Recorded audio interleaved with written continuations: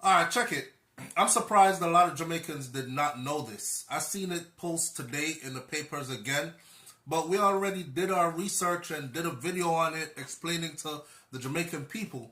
Listen, if you own land in Jamaica, you don't really own your land. Matter of fact, you can never really own your land. You're just paying land taxes, living off of the land until somebody else comes and is able to maintain the land taxes. Now, if you should dig into your land and you hit gold or any other precious metal or strike oil, any precious resources, none of that is yours.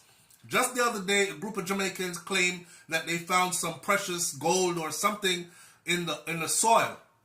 And the Prime Minister of Jamaica immediately made an announcement to let Jamaicans know that whatever you find in that soil belongs to them, not